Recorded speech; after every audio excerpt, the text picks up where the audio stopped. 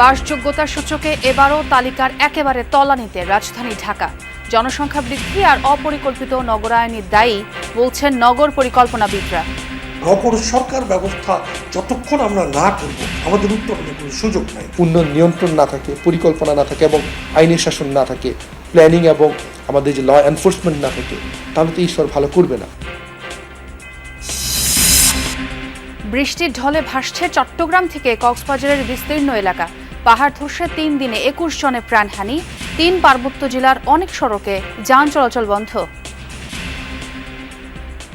নৌকা দিয়ে চলাচল করতে হচ্ছে। এদিকে যে মানুষের আবাদি জমিগুলো ছিল সেগুলো তুলে গিয়েছে। আমাদের জনজীবন খুবই দুর্ভোগে আছে। আমাদের ফসলি জমিনগুলো পানিতে প্লাবিত হয়ে নষ্ট হয়ে যাচ্ছে। ফেনীর উন্নয়নে প্রধান বাধা ভারতীয় পানির আগ্রাসন। একনেকে মুহুরী কহুয়া বন্যা নিয়ন্ত্রণ নিষ্কাশন ও সেচ প্রকল্প অনুমোদনের স্বস্তি। সাধারণ বন্যা হয় তখন এই রাস্তার অর্ধেক পর্যন্ত হয়, আর যদি ভয়াবহ বন্যা হয় তো রাস্তার উপরও একদম হয়। এই কাজটা যেই করুক, আমরা চাই সারা জীবন আর যাতে ফেনীর মানুষ পানি না খেতে হয়। পুঁজিবাজার কারসাজিতে জড়িতরা ছাড় পাবে না, সংসদে প্রধানমন্ত্রী। স্কুল শিক্ষকদের সুযোগ সুবিধা বৃদ্ধি ও অনার্স পর্যন্ত ফ্রি নারী শিক্ষার ঘোষণা। এলডিসি উত্তরণ হলে রপ্তানি খাতের চ্যালেঞ্জ মোকাবেলার প্রস্তুতি নেই সরকার ব্যবসায়ীদের, মনে করেন অর্থনীতিবিদরা। প্রণোদনার চেয়ে সক্ষমতা বৃদ্ধির তাগিদ। ভোলার লালমোহনে বেতুয়া খালে ব্রিজ ভেঙে লক্ষাধিক মানুষের ভোগান্তি। সবচেয়ে বেশি বিপাকের শিক্ষার্থী রোগীরা, দ্রুত পদক্ষেপের দাবি। আমরা এলজিআইডিকে অনেকবারই বলেছি ঝুঁকিপূর্ণ ব্রিজগুলোকে নির্বাচিত করার জন্য এবং এখানে সাইনবোর্ড দেওয়ার জন্য। এখন আমরা ওই ফ্যাশে যাইতে পারি না, আসতে পারি না, সব দিকে আমাদের একটা ঝামেলা হইতেছে।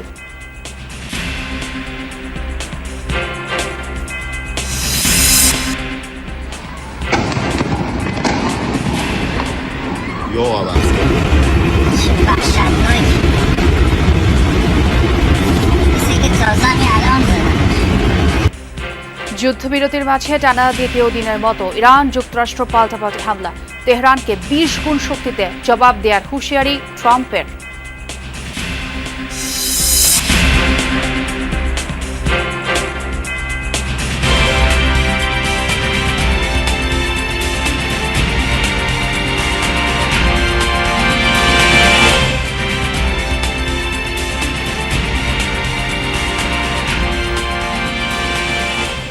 দর্শক আমন্ত্রণ যমুনা নিউজে, সঙ্গে আছে আমি ছোঁয়া খন্দকার। আর এতক্ষণ শিরোনাম দেখছিলেন। দিনকে দিন জনসংখ্যা বৃদ্ধি এবং অপরিকল্পিত নগরায়নেই প্রাণের শহর ঢাকা বসবাস অযোগ্য হয়ে উঠছে বলছেন নগর পরিকল্পনাবিদরা। এবারও বসবাস অযোগ্য শহরের তালিকায় ঢাকার অবস্থান তৃতীয়। বাসযোগ্য শহরের 5টি সূচক বিবেচনায় নিয়ে যুক্তরাজ্য ভিত্তিক গণমাধ্যম প্রতিষ্ঠান ইকোনমিস্ট গ্রুপের গবেষণা বিভাগ ইকোনমিস্ট ইন্টেলিজেন্স ইউনিট প্রতি বছর এই তালিকা তৈরি করে। নগর পরিকল্পনাবিদরা বলছেন ঢাকাকে বাসযোগ্য করে তুলতে সবার আগে প্রয়োজন রাজনৈতিক সদিচ্ছা। রাজধানী ঢাকা দেশের সব সরকারি দপ্তর, কর্পোরেট অফিস, ব্যবসা বাণিজ্য, উন্নত হাসপাতাল, স্কুল, কলেজ, বিশ্ববিদ্যালয়, এমনকি বিনোদনের বড় আয়োজনও হয় এই মহানগরীতে। জাতিসংঘের প্রতিবেদন অনুযায়ী মাত্র 400 বর্গ কিলোমিটারের ঢাকার জনসংখ্যা এখন 3,66,00,000, যা বিশ্বের দ্বিতীয় জনবহুল মেগাসিটি। জনসংখ্যার চাপে প্রতিদিন বাড়ছে যানজট, দূষণ আর নাগরিক দুর্ভোগ।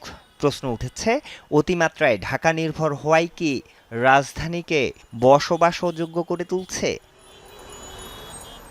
এবারও ইআইইউ এর বৈশ্বিক বাসযোগ্যতা সূচকে বাংলাদেশের অবস্থান একেবারে তলানিতে। বাংলাদেশের চেয়ে এগিয়ে আছে শুধু যুদ্ধবিধ্বস্ত সিরিয়ার দামেস্কো আর লিবিয়ার ত্রিপোলি।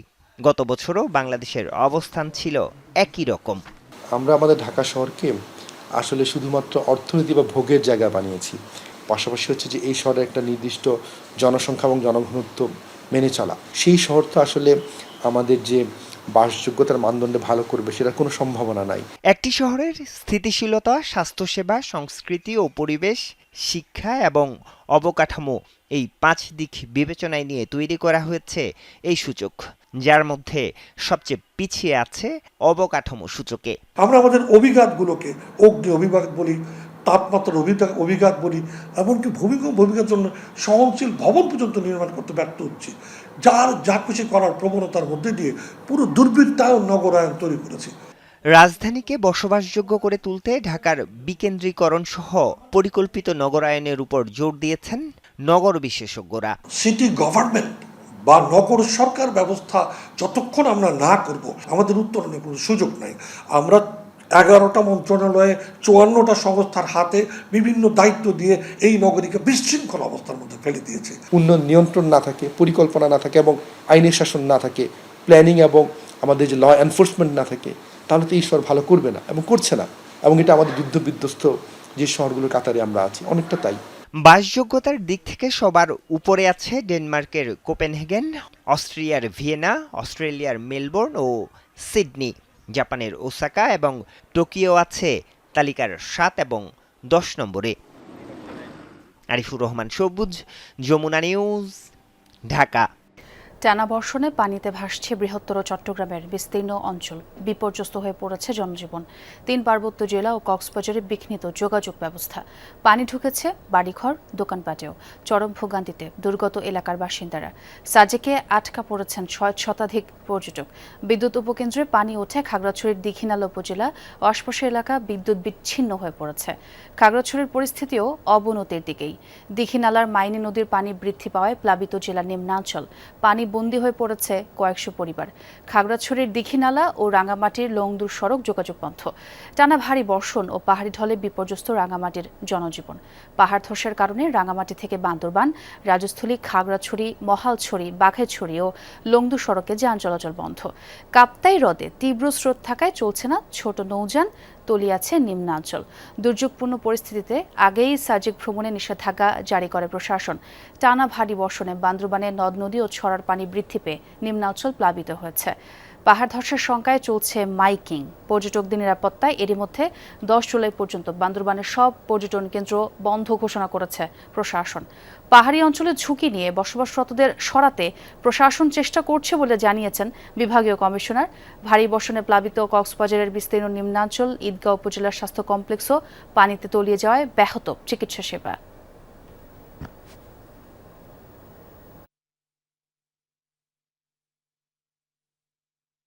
নৌকা দিয়ে চলাচল করতে হচ্ছে। এদিকে যে মানুষের আবাদি জমিগুলো ছিল সেগুলো তুলে গিয়েছে। কি আমরা আশ্রয় কেন্দ্রে আশ্রয় নিয়েছি। আমাদের জনজীবন খুবই দুর্ভোগে আছে। আমাদের ফসলি জমিনগুলো পানিতে প্লাবিত হয়ে নষ্ট হয়ে যাচ্ছে। ঝুঁকিপূর্ণ যারা রয়েছে তাদেরকে ফোর্সফুলি আমরা শেল্টার হোমে নেওয়ার চেষ্টা করছি, কারণ মানুষজন সহজে আসতে চায় না। আমরা সেখানে খাবারের ব্যবস্থা রেখেছি এবং ফোর্সফুলি অলরেডি আমরা। কয়েকদিনের প্রবল বৃষ্টিতে চট্টগ্রামের বড় একটি অংশ এখনো পানির নিচে। নগরীর নিচু এলাকা 2 দিন ধরে ভয়াবহ জলাবদ্ধতা কবলে। পানি ঢুকেছে বাসাবাড়ি, দোকানপাটে। রাতভর বৃষ্টি অব্যাহত থাকায় সাতকানিয়া সহ বিভিন্ন উপজেলার বিস্তীর্ণ অঞ্চল এখনো প্লাবিত। কেরানীহাট, বান্দরবান সড়ক সহ অনেক সড়কে যান চলাচল বন্ধ। তবে চট্টগ্রাম মহানগরীর কিছু এলাকা থেকে রাতে পানি নেমে গেলেও এখনো জলাবদ্ধ বেশিরভাগ নিচু এলাকা। পানি ঢুকেছে নিচু এলাকার বাসাবাড়ি, দোকানপাট, অফিস আদালতে। ভারী বর্ষণ আর 2 দিনের জলাবদ্ধতায় অনেকটা বিপর্যস্ত চট্টগ্রামের জনজীবন। জলাবদ্ধ এলাকার পানি দ্রুত নিষ্কাশনে কাজ চলছে বলে জানান সিটি মেয়র। অন্যদিকে এমন পরিস্থিতির জন্য আওয়ামী লীগ সরকারের অদূরদর্শিতাকে দায়ী করেছেন চট্টগ্রাম উন্নয়ন কর্তৃপক্ষের চেয়ারম্যান। প্লাবিত হয়েছে চট্টগ্রামের 15 উপজেলার বিস্তীর্ণ অঞ্চলও। তলিয়ে গেছে ফসলি জমি, সড়ক। তৎকালীন মেয়রকে এই কাজ না দিয়ে উন্নয়ন কর্তৃপক্ষকে এই কাজ দেওয়া হয়েছে। উন্নয়ন কর্তৃপক্ষ খাল কাটার জন্য নালা নর্দমা পরিষ্কার করার মতো আমাদের ম্যান পাওয়ার নাই। তবে আমরা আশা করছি এই সময়টা কেটে যাওয়ার পরে আমরা সব যে সেবা প্রদানকারী সংস্থাগুলো আছে সবার সমন্বিত প্রচেষ্টায় ইনশাল্লাহ আমরা এটা কেটে উঠাতে পারবো। বর্ষা মৌসুমে পাহাড় ধসে মৃত্যু, বৃহত্তর চট্টগ্রাম অঞ্চলের নিয়মিত চিত্র। ব্যতিক্রম হয়নি এবারও। শুধু চট্টগ্রাম ও কক্সবাজারেই ৩ দিনে প্রাণ গেছে ২১ জনের। এর মধ্যে বুধবার কক্সবাজারের রোহিঙ্গা ক্যাম্পে শিশুসহ ৮ জন নিহত হয়েছেন। চট্টগ্রামে প্রাণ গেছে ২ জনের। গতকাল বেলা ২:৩০টার দিকে কক্সবাজারে উখিয়ার কুতুপালং ৫ নম্বর রোহিঙ্গা ক্যাম্পের A3 ব্লকে ইফজাতুল কুবরা নামে মাদ্রাসার উপর পাহাড় ধসে পড়ে। এ সময় ক্লাস চলছিল। পাহাড় ধসে পড়লে চাপা পড়েন মাদ্রাসায় থাকা সবাই। পরে ফায়ার সার্ভিস, রেড ক্রিসেন্ট সদস্য ও স্থানীয়রা এক একই শিশুদের মরদেহ উদ্ধার করে। আহত হয় ৩০ জনের বেশি। গত সোমবারও কক্সবাজার পৌরসভার ছাত্তারের খোনা এলাকায় পাহাড় ধসে ৯ জনের মৃত্যু হয়। চট্টগ্রামে বেলা ১:৩০টার দিকে নগরীর মেয়র গলিতে চশমা পাহাড় ধসে ঘরের উপর পড়লে চাপা পড়ে প্রাণ হারায় সুমাইয়া নামে ১২ বছরের এক শিশু। তার বাবা মা বেরিয়ে যাওয়ায় প্রাণে বেঁচে যান। ঘটনাস্থল পরিদর্শনে গিয়ে সিটি মেয়র জানান, অবাধে পাহাড় কেটে নির্মিত অবৈধ বসতঘরে ঝুঁকিপূর্ণ বসবাসের জন্যই এই ক্ষয়ক্ষতি। এদিকে প্রবল বর্ষণে জঙ্গল সলিমপুরে ঘর ধসে পড়ে তানভীর নামে ১০ বছরের এক শিশুর মৃত্যু হয়।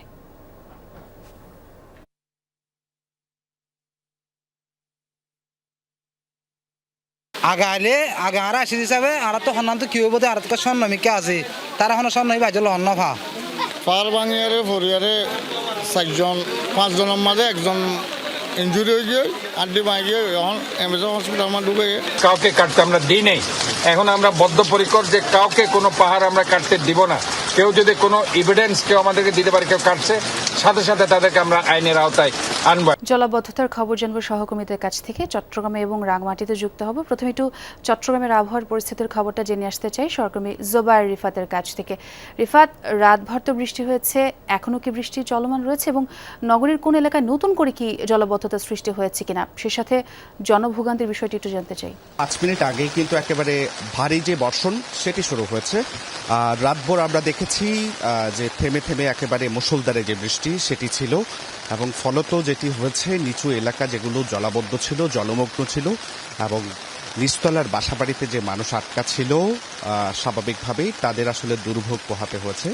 এবং সকাল থেকে আমরা দেখছি যে সকাল 7:30টা থেকেই একেবারে ভারী বর্ষণ শুরু হয়েছে। চট্টগ্রামের আকাশ একেবারে মেঘে ঢাকা এবং আবহাওয়ার যে খবর সেই খবর হলো আজকে দিনভরই কিন্তু এভাবেই বৃষ্টি থাকবে এবং এই বৃষ্টিপাত যদি অব্যাহত থাকে তাহলে স্বাভাবিকভাবেই ধরে নেওয়া যায় আবারও কিন্তু আজকে অন্যান্য গত 3 দিন ধরে যে অবস্থা ছিল সেই অবস্থার সৃষ্টি হবে। ক্যামেরার ফ্রেমে নিশ্চয়ই দেখতে পাচ্ছেন এই জায়গায় এখন একেবারে গোড়ালি পানি এবং এই বৃষ্টিপাত অব্যাহত থাকলে সেটি হাঁটু পানি, কোনো কোনো ক্ষেত্রে নিচু যে এলাকাগুলো রয়েছে সেগুলোতে বুক পানিতেও আসলে রূপান্তর হবে।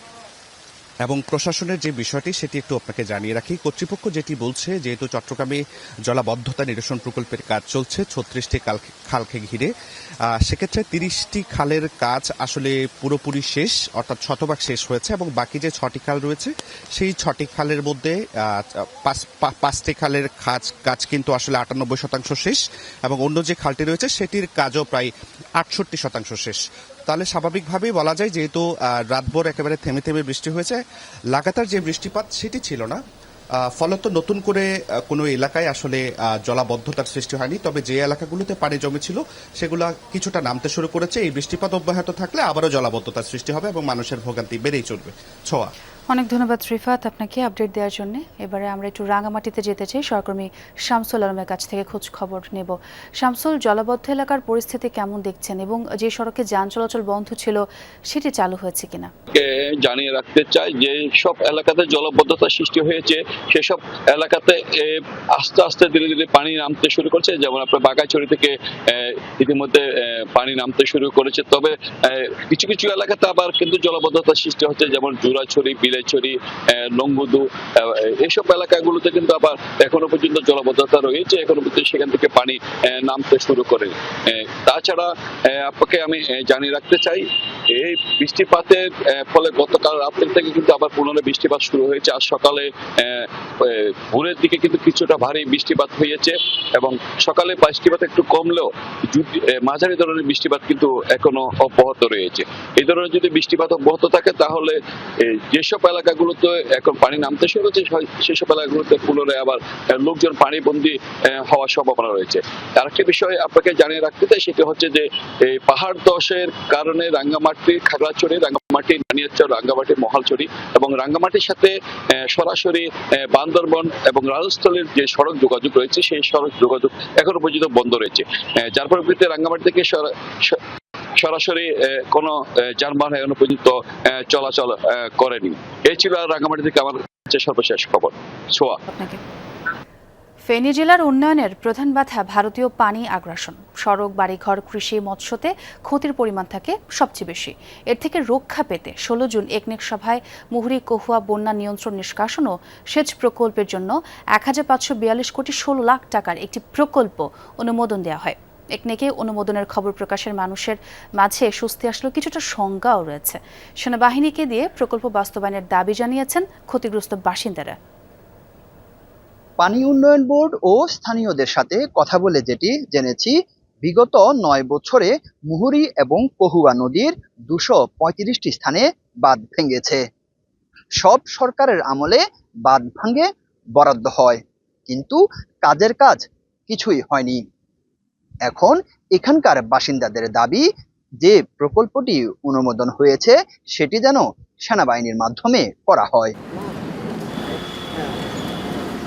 গত 16 জুন ঢাকায় প্রধানমন্ত্রী তারেক রহমানের সভাপতিত্বে অনুষ্ঠিত হয় একনেক সভা। এ সময় ফেনীর জন্য অত্যন্ত গুরুত্বপূর্ণ মুহুরী ও কহুয়া বন্যা নিয়ন্ত্রণ, নিষ্কাশন এবং সেচ প্রকল্পের অনুকূলে 1542 কোটি 16 লাখ টাকার একটি মেগা প্রকল্পের চূড়ান্ত অনুমোদন দেয়া হয়। ফ্লাশ ফ্লাডের কারণে প্রতি বছর যে বন্যায় আক্রান্ত হয় সেটা থেকে রক্ষার জন্য মাননীয় প্রধানমন্ত্রী 16 তারিখে গত একনেকে আমাদের মুহুরী কহুয়া বন্যা নিয়ন্ত্রণ, নিষ্কাশন ও সেচ প্রকল্প, যেটি 1542 কোটি টাকা দেয়, এটি একনেক কর্তৃক অনুমোদিত হয়েছে। নির্বাহী প্রকৌশলী জানান, এই প্রকল্প অনুমোদনের পর মাঠ পর্যায়ে দ্রুত বাস্তবায়ন নিশ্চিত করতে 3টি প্রধান ধাপে কাজ সম্পূর্ণ করা হবে। এটি বাস্তবায়ন করা হলে বাঁধের স্থায়ী সমাধান হবে। এই অনুমোদিত প্রকল্পের যে অঙ্গগুলো আছে সেগুলা আমাদের খুব দ্রুতই বাস্তবায়নের জন্য যে প্রশাসনিক প্রক্রিয়া আছে সেগুলা খুবই তাড়াতাড়ি সমাপ্ত হলে আমরা মাঠ পর্যায়ে কাজে নামতে পারবো। একনেকে অনুমোদনের খবর প্রকাশের পর ফেনীর ফুলগাজী ও পরশুরাম উপজেলার মানুষের মাঝে স্বস্তি আসলেও কিছুটা শঙ্কাও রয়েছে, কারণ প্রকল্পটি কতটুকু বাস্তবায়ন হবে সে আশঙ্কা করছেন স্থানীয়রা। তাদের দাবি, প্রতি বছর বন্যা হয়, বাঁধ ভাঙে, দফায় দফায় টাকাও বরাদ্দ হয়, তবে মানুষের ভাগ্যের কোনো পরিবর্তন হয় না। বাঁধের জন্য যে টাকা বরাদ্দ হয়েছে তা সেনাবাহিনীর মাধ্যমে বাস্তবায়নের দাবি স্থানীয়দের, তবে ভিন্নমত রাজনীতিবিদদের। বন্যার পানিটা সচরাচর যদি সাধারণ বন্যা হয় তখন এই রাস্তার অর্ধেক পর্যন্ত হয়, আর যদি ভয়াবহ বন্যা হয় তো রাস্তার উপরও একরকম হয়। মাননীয় প্রধানমন্ত্রীর কাছে বলতে চাই যে এটা আমাদের বড় আকারে সেনাবাহিনীর হাতে দিলে কাজটা হবে ভালো। এই কাজটা যেই করুক, আমরা চাই সারা জীবন আর যাতে ফেনীর মানুষ পানি না খেতে হয়। 2024 সালের পরশুরামের সীমান্ত এলাকা বল্লামুখায় বাঁধ কেটে দেয় ভারতীয়রা। এতে পানিতে তলিয়ে যায় জেলার সবকটি গ্রাম। বন্যায় 37 জনের মৃত্যু হয়, ক্ষতি হয় প্রায় 2600 কোটি টাকা। 2025 সালে ক্ষতি হয় 238 কোটি 40 লাখ টাকা। এই 2 গাড়ির মধ্যে পানি যখন চাপ পড়ে আমরা বেশি দুর্ঘটনা করি। পানির চাপ পড়লে আমরা অনেক কষ্ট ভোগ করতে হয়। আরিফুর রহমান, যমুনা নিউজ, ফেনী। বাজার কারসাজি, কৃত্রিমভাবে দর নিয়ন্ত্রণের কারণে শেয়ার বাজারের ধারাবাহিক দর পতন হয়েছে বলে সংসদকে জানিয়েছেন প্রধানমন্ত্রী তারেক রহমান। তবে দায়ীদের বিরুদ্ধে ব্যবস্থা নিচ্ছে বর্তমান সরকার। এরই মধ্যে দুদক তদন্ত করে কিছু ব্যবস্থা নিয়েছে। প্রধানমন্ত্রীর জন্য নির্ধারিত প্রশ্নোত্তরে এসব কথা জানান তারেক রহমান। এ সময় প্রধানমন্ত্রী আরও বলেন, প্রাথমিক ও মাধ্যমিক শিক্ষকদের প্রশিক্ষণ ও বেতন বৃদ্ধির পরিকল্পনা আছে সরকারের। আমরা এরই মধ্যে উদ্যোগ গ্রহণ করেছি। বুধবার সংসদে প্রথম 30 মিনিট ছিল প্রধানমন্ত্রীর প্রশ্নোত্তর পর্ব। এ সময় কৃষি, শিক্ষা ও শেয়ার বাজার নিয়ে বিভিন্ন প্রশ্নের উত্তর দেন প্রধানমন্ত্রী তারেক রহমান। শেয়ার বাজারের ধারাবাহিক পতনের পিছনে প্রধানমন্ত্রী বলেন, শেয়ার বাজারের ধারাবাহিক পতনের কারণ অনেক, অথচ তৎকালীন সরকার কোনো ব্যবস্থাই নেয়নি। বিএনপি সরকার পুঁজিবাজারের বিনিয়োগকারীদের যারা পথে বসিয়েছে তাদের বিরুদ্ধে ব্যবস্থা নিতে শুরু করেছে। পাশাপাশি ঢাকা ও চট্টগ্রাম পুঁজিবাজারের বৈষম্য দূর করারও আশ্বাস দেন তিনি। বাজার কারসাজি এবং কৃত্রিমভাবে শেয়ারের দাম বাড়ানো কমানো, কতিপয় ব্যক্তিকে চিহ্নিত করে মামলা সহ তাদের বিরুদ্ধে আইনানুগ ব্যবস্থা গ্রহণ করেছে। এছাড়া শেয়ার মার্কেট কেলেঙ্কারির সাথে আরো অন্যান্য যে সকল ব্যক্তি প্রতিষ্ঠান জড়িত কিনা তা উদ্ঘাটনের কার্যক্রম চলমান রয়েছে। প্রধানমন্ত্রী বলেন, আধুনিক শিক্ষাক্রম বাস্তবায়ন ও ঝরে পড়া বন্ধ করতে বাজেট বাড়ানো হয়েছে। বলেন, মেয়েদের শিক্ষা দ্বাদশ শ্রেণী পর্যন্ত ফ্রি ছিল, বর্তমান সরকার অনার্স পর্যন্ত বিনামূল্যে করতে চায়। এছাড়া প্রাথমিক ও মাধ্যমিক শিক্ষকদের সুযোগ সুবিধা বৃদ্ধির আশ্বাস দেন তিনি। যদি আমাদের প্রাইমারি এবং সেকেন্ডারি এই শিক্ষকদেরকে যদি আমরা সঠিকভাবে ট্রেনিং দিতে না পারি, কিন্তু শুধু ট্রেনিং না, ট্রেনিং এর সাথে তাদেরকে তাদের সম্মানীয় যদি বৃদ্ধি করতে না পারি, তাহলে অবশ্যই আমরা প্রত্যাশা করি না যে তারা ভালো কিছু ডেলিভার করতে পারবেন। সঠিকভাবে তাদের সময় এবং তাদের মেধা শিক্ষার্থীদের পেছনে ব্যয় করতে পারেন, সেই জন্য তাদের সম্মানই বাড়ানো প্রয়োজন বলে আমরাও মনে করি। পর্যায়ক্রমিকভাবে আমরা এই কাজটি ইনশাল্লাহ করব এই দেশে। কৃষিতে এআই ও ড্রোন সহ আধুনিক প্রযুক্তি ব্যবহার করবে সরকার। প্রধানমন্ত্রী বলেন, আধুনিক কৃষি ব্যবহার করে খরচ কমানোর উদ্যোগ নেওয়া হচ্ছে। কৃষক কার্ডের মাধ্যমে সরাসরি সেবা পৌঁছে দেওয়া হবে বলেও জানান তিনি। আমরা উদ্যোগ গ্রহণ করছি বিভিন্ন মিল কারখানা যেগুলো বন্ধ আছে সেগুলোকে চালু করার জন্য, এবং কৃষি খাতে যে মিল ফ্যাক্টরি আছে সেগুলোকে আমরা চেষ্টা করছি আবার চালু করার জন্য। মালয়েশিয়া প্রতি বছর চায়নাতে $1 বিলিয়ন ডুরিয়ান এক্সপোর্ট করে, তো তারা যদি পারে নিশ্চয়ই ইনশাল্লাহ কাঁঠালও আমরা পারবো এক্সপোর্ট করতে, এবং কাঁঠাল এক্সপোর্টের মাধ্যমে আমরা নিশ্চয়ই ইনশাল্লাহ বড় একটি বৈদেশিক মুদ্রা অর্জন করতে সক্ষম হব। কৃষি জমিতে নতুন করে আর যেন তামাক চাষ না হয় সে ব্যবস্থাও নেওয়া হচ্ছে বলে জানান তিনি। জন্য অবশ্যই নওগাঁ একটি। রাসেল আহমেদ, যমুনা নিউজ, ঢাকা। সরকারি ব্যয়ে নতুন গাড়ি কেনা, বিদেশ ভ্রমণ ও প্রশিক্ষণ সহ বেশ কয়েকটি খাতে ব্যয় বন্ধ বা সীমিত করা হয়েছে। মোটরযান, নৌযান ও বিমান কেনার ক্ষেত্রেও একই সিদ্ধান্ত। পরিচালন ব্যয়ের আওতায় দেয়া হবে না কোনো বরাদ্দ। এসব সিদ্ধান্ত জানিয়ে সন্ধ্যায় পরিপত্র জারি করে অর্থ মন্ত্রণালয়। সরকারের টাকায় কৃচ্ছ সাধনের জন্যই মূলত এই সিদ্ধান্ত কার্যকর এখন থেকেই। পরিপত্রে বলা হয়, সরকারি কর্মচারীদের গাড়ি কেনার সুদমুক্ত ঋণে স্থগিত থাকবে। পরিচালন বাজেটের আওতায় নির্মাণ করা যাবে না আবাসিক অনাবাসিক ভবন ও অন্যান্য স্থাপনাও। তবে কোনো প্রকল্পের 70% সম্পন্ন হয়ে গেলে অর্থ বিভাগের অনুমোদন নিয়ে টাকা খরচ করা যাবে। বদলানো যাবে 10 বছরের বেশি পুরনো গাড়ি। এক্ষেত্রে অ্যাম্বুলেন্স ও নিরাপত্তার কাজে ব্যবহৃত মোটরযান ছাড়া নতুন সব মোটরযান ইলেকট্রিক হতে হবে। অর্থ বিভাগ জানায়, পরিপত্র জারির আগে কোনো নেয়া সিদ্ধান্তের ক্ষেত্রে শর্ত শিথিল হতে পারে। এলডিসি উত্তরণ হলে রফতানি খাত যেসব চ্যালেঞ্জের মুখে পড়বে তার জন্য সরকার আর ব্যবসায়ীদের তেমন প্রস্তুতি নেই বলে মনে করেন অর্থনীতিবিদরা। ব্যবসায়ী নেতারাও বলছেন, রফতানি খাতে প্রণোদনার চেয়েও বেশি দরকার অবকাঠামো উন্নয়ন আর কস্ট অফ ফান্ডিং কমানো। বাস্তবতা বলছে, শেষ 3 মাসে প্রবৃদ্ধির পরও বিদায়ী অর্থবছরে রফতানি লক্ষ্যমাত্রা অর্জন করতে পারেনি দেশ। সংকট মোকাবেলায় কি কি পদক্ষেপ নিচ্ছে বাণিজ্য মন্ত্রণালয়? রপ্তানি খাতে বছরখানেক ধরে আয় কমতেই দেখেছে দেশ। বিদায়ী অর্থ বছরের 9 মাসেই অর্জন ছিল কম। শেষ 3 মাসে চিত্র কিছুটা পাল্টালেও বড় প্রশ্ন, সুদিন টেকসই হবে কবে? বিদায়ী অর্থ বছরে রপ্তানিতে আয় গিয়ে ঠেকেছে $48 বিলিয়ন। লক্ষ্যমাত্রার চেয়ে পিছিয়ে 13.5%। জাহাজ নির্মাণ, ফলমূল, ইলেকট্রনিক পণ্য, চামড়াজাত পণ্য, ওষুধ শিল্পে প্রবৃদ্ধি থাকলেও হস্তশিল্প, সিরামিক, পাট ও চা শিল্প শোনাচ্ছে অপ্রাপ্তির গল্প। রপ্তানির প্রধান খাত তৈরি পোশাকেও নেই সুখবর। নিটওয়্যার ও ওভেনে কমেছে আয়।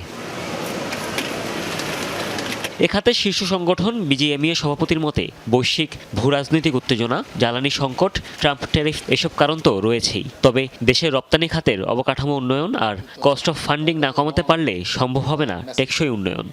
ভালো না থাকার কারণ হচ্ছে ইনফ্রাস্ট্রাকচার, 2 নম্বর হচ্ছে আপনার কস্ট অফ ফান্ড। ব্যাংকের বরোয়িং রেট 13%, 14%, 15% ইন্টারেস্ট দিয়ে কোনো ম্যানুফ্যাকচারিং ইন্ডাস্ট্রি চলার কথা না। আমাদের তো এটা প্রতিযোগিতা করতে হবে আন্তর্জাতিকভাবে, ভারতের সাথে, পাকিস্তান, চায়না, ভিয়েতনাম এদের সাথে। তো সেই প্রতিযোগিতার সক্ষমতা তৈরি করতে হলে আমাদের এই জায়গাগুলোকে অ্যাড্রেস করতে হবে। 3 বছর পর হোক বা এর আগে এলডিসি উত্তরণ হচ্ছেই। তখন শুল্কমুক্ত সুবিধা তো মিলবেই না, উল্টো কাছাকাছি অর্থনীতির দেশগুলোর সাথে প্রতিযোগিতা বাড়বে কয়েক গুণ। দেশের রপ্তানি খাত মুখোমুখি হবে নতুন চ্যালেঞ্জের। সরকার ও ব্যবসায়ী সংগঠন এর জন্য কতটা প্রস্তুত বলে মনে করেন অর্থনীতিবিদরা? একটি হলো স্বল্পোন্নত দেশ থেকে বেরিয়ে যাবার জন্য আমাদের রপ্তানি খাতের প্রস্তুতি, যেটাকে সরকারের দিক থেকে স্মুথ ট্রানজিশন স্ট্র্যাটেজি বলা হয়। আমার ধারণা এখনও সেটির জন্য আমরা সামগ্রিকভাবেই রপ্তানি খাতগুলো প্রস্তুত না, এমনকি সরকারের প্রতিষ্ঠানগুলো এখনও সেই অনুযায়ী উদ্যোগ নিচ্ছে না, যেটা আমাদের জন্য কিছুটা দুশ্চিন্তার কারণ হতে পারে। বাণিজ্যমন্ত্রী জানান, এলডিসি গ্র্যাজুয়েশনের কথা মাথায় রেখেই আগাচ্ছে সরকার। প্রণোদনা বাড়ানো হচ্ছে বিভিন্ন খাতে। এরই মধ্যে নতুন বাজার খুঁজতে দেশভেদে ট্যারিফ ও বিভিন্ন বাণিজ্য সুবিধা যাচাই বাছাই করা হচ্ছে। ট্যারিফ হাই বিশেষত আমাদের গার্মেন্টস পণ্যের জন্য, আমরা সেগুলির একটা ভিন্ন তালিকা করছি। আমরা সেই সব দেশের সাথে চেষ্টা করব এই তৈরি পোশাকের উপর তাদের শুল্কের জন্য তারা কমিয়ে নিয়ে আসে। আর বিভিন্ন অন্য যেগুলি আমাদের রপ্তানির ক্ষেত্রে সম্ভাবনাময় যেগুলি পণ্য আছে, যেমন পাট, চামড়া, লাইট ইঞ্জিনিয়ারিংয়ের কিছু পণ্য, এরকম বিভিন্ন পণ্যের উপরে আমরা এমফেসিস দিচ্ছি। রপ্তানি উন্নয়ন ব্যুরোর বার্ষিক প্রতিবেদন বলছে, একক রপ্তানি বাজার হিসেবে এখনও শীর্ষে রয়েছে যুক্তরাষ্ট্র। দ্বিতীয় ও তৃতীয় বৃহত্তম রপ্তানি গন্তব্য যথাক্রমে জার্মানি ও যুক্তরাজ্য। হুমায়ুন রশিদ, যমুনা নিউজ, ঢাকা। চুয়াডাঙ্গা জেলা কারাগারে বন্দীদের নানা কারণে ভয় ভীতি দেখিয়ে অর্থ হাতিয়ে নেওয়া এখন ওপেন সিক্রেট। এমনকি জামিন পাওয়া বন্দীদেরও নতুন করে শোন অ্যারেস্টের হুমকি দিয়ে নতুন কৌশলে আদায় করা হচ্ছে হাজার হাজার টাকা। এমন অভিযোগ উঠেছে খোদ কারারক্ষীদের বিরুদ্ধেই। অভিযোগ গড়িয়েছে কারা অধিদপ্তর পর্যন্ত। এছাড়া সাক্ষাৎ, সিট বরাদ্দ ও চিকিৎসার জন্য আর্থিক লেনদেন হয় এই কারাগারে। তদন্তের পর ব্যবস্থা গ্রহণের আশ্বাস কর্মকর্তাদের। জীবননগরের আব্দুল মজিদ সরকার চুয়াডাঙ্গা কারাগার থেকে জামিন নিয়ে বাড়ি ফিরেছেন বেশ কিছুদিন আগেই। তবে হাইকোর্টের জামিন আদেশের পরও কারামুক্ত হতে তাকে গুনতে হয়েছে আরও 20,000 টাকা, যা লেনদেন হয়েছে কারাগারের সুবেদার বাদশার পরিবারের ব্যক্তিগত বিকাশ নম্বরে। ওই নাম্বার দিলে ওই নাম্বার দিলাম, ওই নাম্বারে 15,000 টাকা মারে ওই দিন। নাম্বারটা কার ছিল? সুবিধার মেয়ের, সুবিধার আর হেলাল। এখন এদের সাথে আর কারা কারা জড়িত আছে এইগুলো আপনারা একটু দেখেন। কয়েদি কারা কারা বললেন যে? কয়েদি মিলন আর সোফিয়ার। একই কায়দায় কুষ্টিয়ার আরেক বন্দী মামুনুর রশিদের কাছ থেকে 76,000 টাকা আদায় করা হয়েছে বলে অভিযোগ। সবগুলো অভিযোগ খোদ কারারক্ষী হেলাল উদ্দিনের বিরুদ্ধে। হেলাল আমাকে বলে, মামুন ভাই এভাবে তো আপনি বের হতে পারবেন না, আপনাকে বের হতে গেলে জেলার স্যার এবং সুপার স্যারকে ম্যানেজ করতে হবে, তা না হলে আপনাকে ডিটেনশনও দিয়ে দিতে পারে। ভাতিজা রাসেলকে বলে দিই যে বাড়ি থেকে লাখখানিক টাকা নিয়ে যাবা এবং হেলাল ভাইকে দিবা যতটুকু পারা যায়। এছাড়া বন্দীদের সাথে সাক্ষাৎ, সিট বরাদ্দ ও চিকিৎসার জন্য আর্থিক অবৈধ লেনদেন হয় কারাগারে। অভিযোগ অন্য বন্দী ও স্বজনদের। টাকা নেওয়ার পরে আমাকে বলে, তোমরা কিছুক্ষণ ওয়েট করো, তোমার কাকু বের হবে। তারপরে আমরা কিছুক্ষণ ওয়েট করতে থাকি। আনুমানিক সন্ধ্যা 6টা, 6:30টার মধ্যে আমার কাকু চুয়াডাঙ্গা জেলা কারাগার থেকে বের হয়ে আসে। জামিন নামা আসে, এই জেলার কক্ষে নিয়েছে বিভিন্ন সময় আটকে রাখা হয়, বিভিন্ন দোহাই দেওয়া হয় যে অমুক হয়েছে, এই তো অমুক হয়েছে, আপনার কাগজপত্র এখনো ভালো করে দেখা লাগবে, আবার আছে জজ সাহেবের সঙ্গে আলাপ করা লাগবে কি কারণে কি হয়েছে। অথচ দেখা গেল শেষমেশ কিছু টাকা পালি সব ঠিক হয়ে গেছে। জামিনের পরও মুক্তির জন্য অর্থ বাণিজ্যের অভিযোগ গড়িয়েছে কারা অধিদপ্তরের মহাপরিদর্শক পর্যন্ত। এরই মধ্যে গঠন করা হয়েছে তদন্ত কমিটি।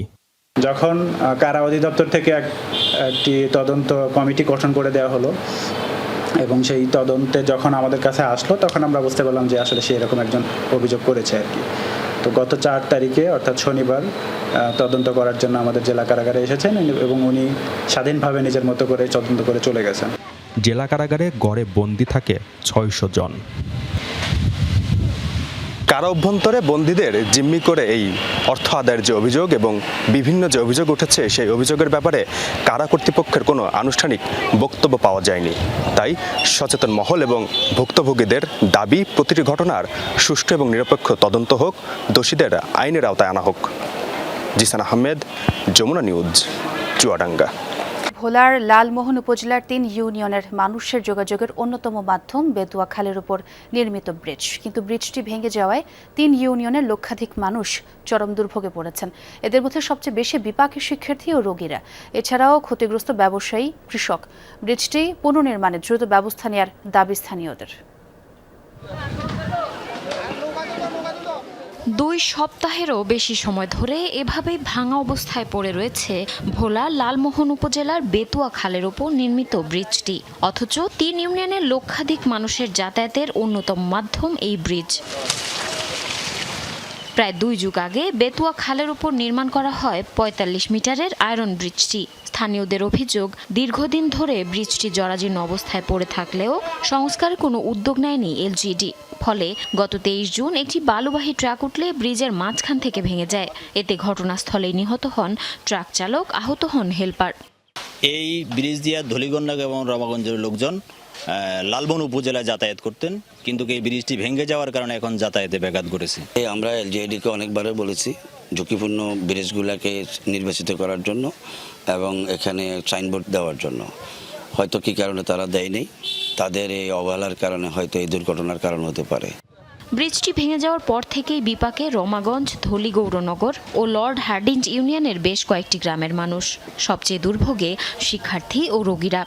এই ব্রিজটা ভাঙার পরে এখন আমরা ওই পাশে যাইতে পারি না, আসতে পারি না, সব দিকে আমাদের একটা ঝামেলা হইতেছে।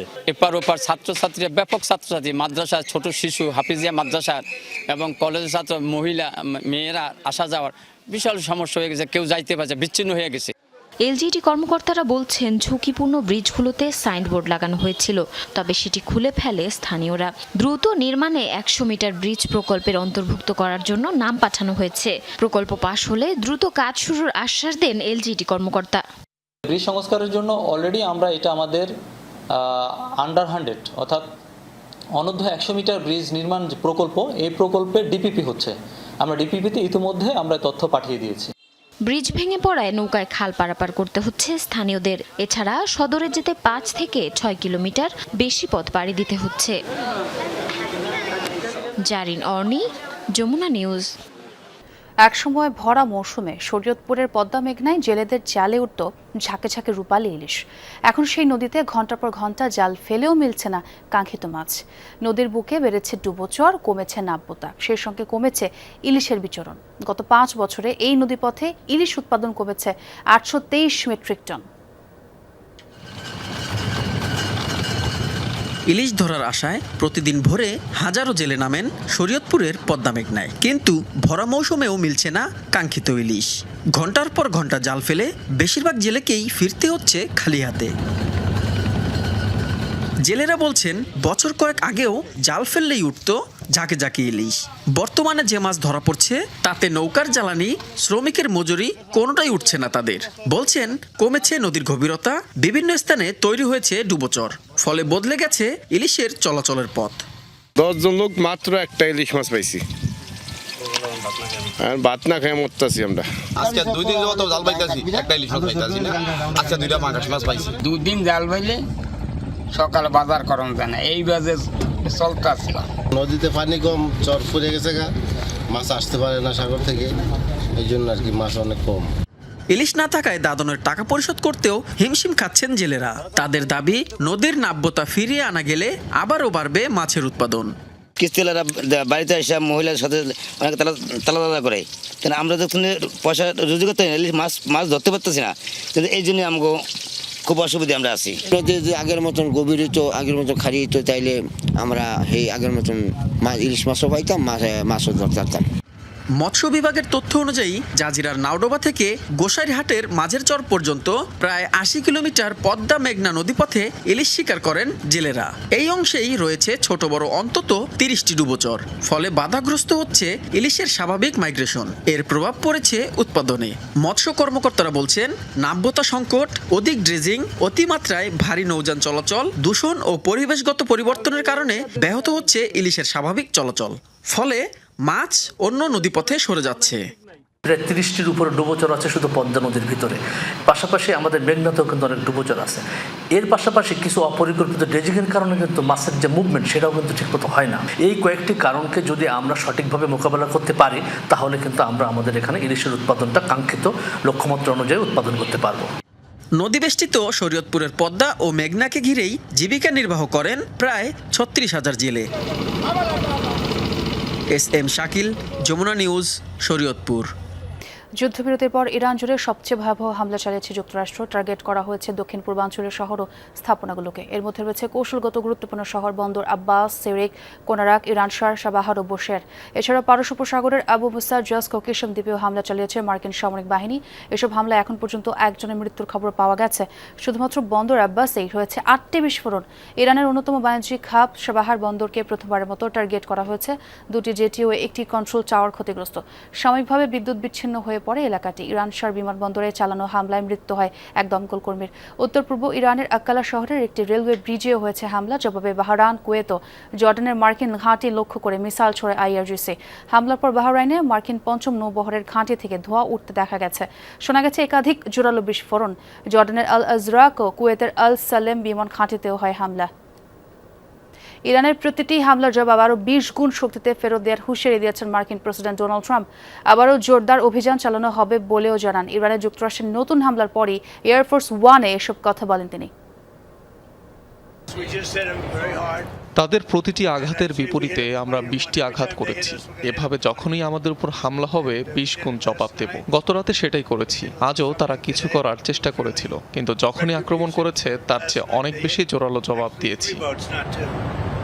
ইসরায়েল ও যুক্তরাষ্ট্রের জন্য গোপনে সোমালিল্যান্ডে সামরিক ঘাঁটি বানাচ্ছে সংযুক্ত আরব আমিরাত। ফরাসি সংবাদ মাধ্যম লে মন্ডে প্রকাশ করেছে চাঞ্চল্যকর এই তথ্য। স্যাটেলাইট ইমেজ বিশ্লেষণে গণমাধ্যমটি জানিয়েছে দেশটির বারবেরা বিমানবন্দরে গেল অক্টোবর থেকে চলছে সম্প্রসারণের কাজ। লোহিত সাগরের দক্ষিণের প্রবেশপথ হিসেবে পরিচিত বারবেরা বন্দর বিশ্বের সব দেশেরই আগ্রহের কেন্দ্রে। হুতিদের ঠেকাতে দীর্ঘদিন ধরে সোমালিল্যান্ডে নজর ইসরায়েলের। সোমালিল্যান্ড সোমালিয়ার বিতর্কিত এই ভূখণ্ডের বারবেরা বন্দর পরিচিত লোহিত সাগরের দক্ষিণাঞ্চলের প্রবেশপথ হিসেবে। এডেন উপসাগরে অবস্থিত বারবেরা বন্দরের অবস্থান বাব এল মানদেব প্রণালীর কাছাকাছি। কৌশলগত গুরুত্বপূর্ণ সমুদ্র পথ থাকায় সোমালিল্যান্ডে নজর রয়েছে বিশ্বের সব পরাশক্তিরই। 1991 সাল থেকেই নিজেদের স্বাধীন দাবি করে আসছে সোমালিল্যান্ড, যদিও মেলেনি আন্তর্জাতিক স্বীকৃতি। কোনো নিয়মনীতি তোয়াক্কা না করেই অবশ্য তাদের গত বছরের শেষ দিকে রাষ্ট্র হিসেবে স্বীকৃতি দিয়ে বিতর্কের জন্ম দিয়েছে ইসরায়েল। বিতর্কিত অঞ্চলটি নিয়ে এবার চাঞ্চল্যকর তথ্য দিল ফরাসি সংবাদ মাধ্যম লে মন্ডে। স্যাটেলাইট ইমেজ বিশ্লেষণ করে দেখা যায় বারবেরা বন্দরে গোপনে সামরিক ঘাঁটি নির্মাণ করছে সংযুক্ত আরব আমিরাত। প্রতিবেদনে বলা হয়েছে নিজেদের পাশাপাশি যুক্তরাষ্ট্র ও ইসরায়েলের ব্যবহারের জন্য এটি তৈরি করেছে তারা। মূলত হুতিদের বিরুদ্ধে ব্যবহারের জন্য সোমালিল্যান্ডের ভূখণ্ডে নজর রয়েছে তেল আবিবের। গণমাধ্যমটি জানায় বারবেরা শহরের কেন্দ্র থেকে 7 কিলোমিটার দূরে অবস্থিত বিমানবন্দরের সম্প্রসারণ চলছে গত বছরের অক্টোবর থেকে। এখন পর্যন্ত 18টি ট্রেঞ্চ বা পরিখা খননের তথ্য মিলেছে। ভূগর্ভস্থ সব কাঠামো গোলাবারুদ রাখার স্থান বা জ্বালানি ট্যাঙ্কার হিসেবে ব্যবহার করা হতে পারে বলে ধারণা করছেন ইউরোপের সামরিক বিশ্লেষকরা। যদিও ঘাঁটি নির্মাণের তথ্যকে মিথ্যা দাবি করেছে সোমালিল্যান্ড কর্তৃপক্ষ। বারবেরা বন্দর পরিচালনা ও রক্ষণাবেক্ষণের দায়িত্বে রয়েছে আবুধাবির বিতর্কিত প্রতিষ্ঠান ডিপি ওয়ার্ল্ড। অভিযোগ রয়েছে অতীতে হুতি বিরোধী অভিযানে এই বন্দর ব্যবহার করেছে মধ্যপ্রাচ্যের দেশটি। মোস্তফা মাহমুদ, যমুনা নিউজ। দর্শক, এই ছিল যমুনা নিউজে। এতক্ষণ যারা সঙ্গে ছিলেন সবাইকে ধন্যবাদ।